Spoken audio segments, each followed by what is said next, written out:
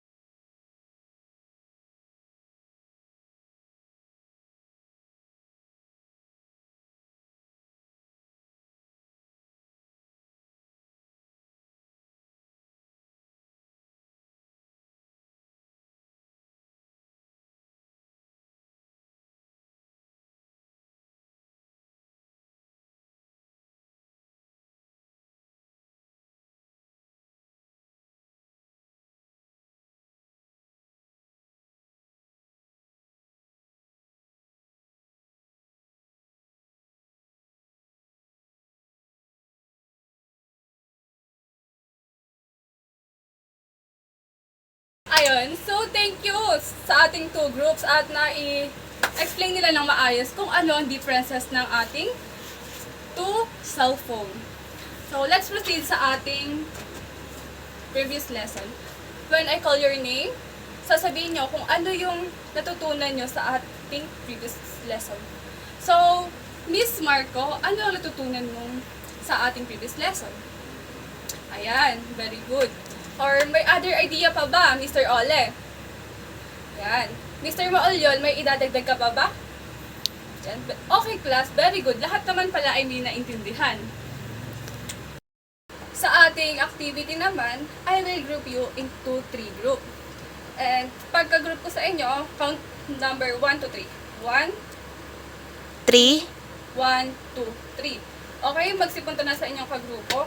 And may isang representative sa bawat group na bubunot para pumili ng inyong magiging topic. So, ayun. After nyo mabunot yung topic, kailangan i-demonstrate nyo. After nyo makabunot ng inyong topic, magbibigay kayo ng insight or magsa-search kayo sa internet kung paano ba nagsimula yung inyong nabunot sa ating cellphone history. For example, yung candlestick. Search kayo sa Google kung saan ba ito nag-start or kung paano ito nag-start. Siyempre, meron din tayong rubrics. 5% for clarity, and 5% for creativeness, and 5% for good delivery. So, meron tayong total of 15 points. Okay, proceed. So, ayun, bibigyan ko kayo ng 10 minutes para mag-ready sa inyong activity.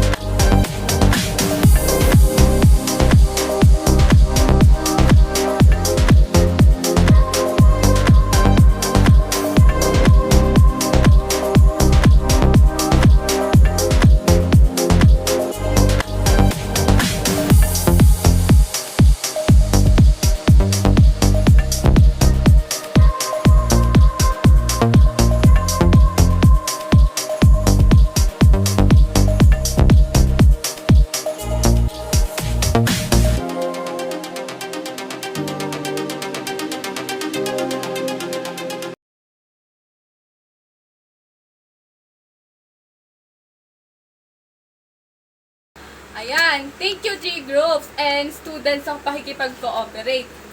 Hindi ko pa tinuturo sa inyo yung ating mismong lesson, pero nagkameron na kayo ng mga idea sa ating lesson for today. So, ayan, let's proceed sa ating lesson. Let's proceed sa ating topic, cellphone history. Alexander Graham Bell, 100 years ago, nung naka-invento siya ng first telephone.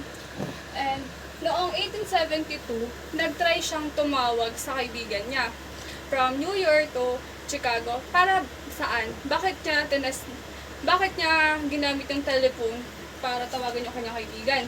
So, ayan nga. Ang dahilan, para ma-make sure niya kung nag-work ba yung kanyang na-inventong telephone. Kasi diba, bago tayo maglabas in public or kahit saan, kailangan tayo mismo maiitas natin kung nag-work ba yung ating na-inventong bagay or kung ano man. So, 449861. Based sa US Census, meron daw 449861 homes na merong telephone sa kanilang bawat bahay. And ito na nga yung first na telephone na na-invento ni Alexander Graham Bell, ang candlestick noong 1990s. And it had a separate speaker and mouthpiece and looked like a candlestick. Itong ating candlestick is looks like a candlestick, diba? Meron siyang handle or lagayan. And yung kanyang mouthpiece is masyadong malaki. Tapos nakastand lang siya sa tabi, nakadikit. And ito namang ating handle phone. Noong 1920s, it had a handle that connected the speaker and mouthpiece and wheel to dial number. So, yung ating handle phone, meron pa siyang mga wireless. Kumbaga, hindi tayo makakaalis sa ating pwesto. Na kung saan nakalagay yung ating telephone, dun lang tayo. Kasi nga yung mga wireless, pag umalis tayo, mahihila yung ating telephone. And itong number 3 naman, cordless phone, it didn't have a cord and was larger than most cell phones today. And unlike dito sa handle phone, yung handle phone, hindi tayo pwedeng umalis sa ating pwesto. So, yung ating cordless phone naman, wala na siya ng wireless. Kahit saan tayo pumunta or kahit lumabas tayo ng bahay, magagamit natin siya. Makakapag-communicate pa rin tayo sa ating mga pamilya na kahit saan tayo pumunta. So, dito naman sa ating before tayo mag-proceed sa ating next topic, ano nga ba yung tatlo nating telephone na naimbento ni Alexander Graham Bell? Ito ang candlestick, handlestick, and cordless phone. Ayan, nagagets ba kung ano yung tatlong yun? Ayan, very good student. Sa ating cellphone history, and Alexander Graham Bell invention changed the world. It wherein for the telephone, the world would be a much different place, name one type of phone, not a cell phone. Simula nung na-invento ni Alexander Graham Bell yung telephone, nagbago daw yung ating mundo. Nagbago yung kinasanayan ng bawat tao. Paano natin nasabi yun? Kung may itanong nyo sa ating magulang, or kayo ba, naabutan nyo ba yung mga letter lang noon na pag or yung pinaparadyo lang. And pag yung sa radyo, di ba, pag nagpaparadyo tayo sa kanila para malaman yung ating gustong sabihin sa ating pamilya na nakatira pa sa Visayas, pag hindi nila agad ito napakinggan, hindi nila malalaman. And yung sa letter, parang 30 days or 15 days bago dumating yung letter. Halimbawa, may namatayan kayo. So, ililibing na kinabukasan, hindi pa rin nakakarating dun sa ating pamilyang pagdadalhan ng letter.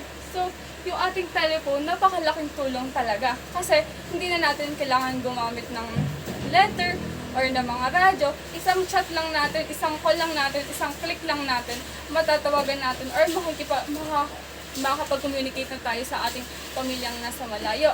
And yung ating telephone ngayon, pa-improve siya ng pa-improve. Kung ngayon, yung ating telephone ay high-tech na talaga. Pwede na tayong mag-search na kung ano-ano.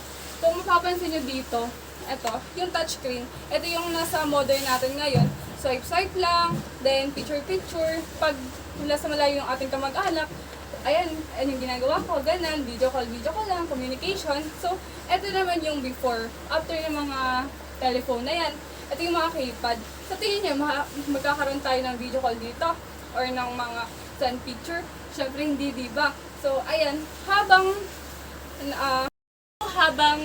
lumilipas ang panahon, pa-improve ang technology and also ang ating mga telephone. Kung makikita nyo yung differences, ayan, yung kanyang differences habang nag-i-improve ang ating panahon. So, ayan, thank you. Kung may natutunan talaga kayo, kumuha kayo ng 1/4 and mag-ready sa quiz. Kung may natutunan kayo, may maisagot kayo. So, ayan, nandito na tayo sa ating quiz. Dictation muna. Makikikuha ng inyong 1/4 and pagsulat. Give the 3 cellphone I discussed in cellphone history. 1, 2, 3, 4, 5. Give the 3 cellphone I discussed in cellphone history. 1, 2, 3, 4, 5. And give the 3 function of cellphone. Give the 3 function of cellphone. Ayan. Give the 3 function of telephone. And after nyo magsagot, i-announce ko sa inyo ang inyong assignment. So, ayan. Wala tayong assignment ngayon dahil tapos na ang ating finals. Deserve yung mag-rest. Thank you students sa pakikinig and sa cooperation. Sana naman meron kayong natutunan sa akin. Again, I'm Teacher Rachel Joy T. Villena from BTVT Ed Electronics Technology.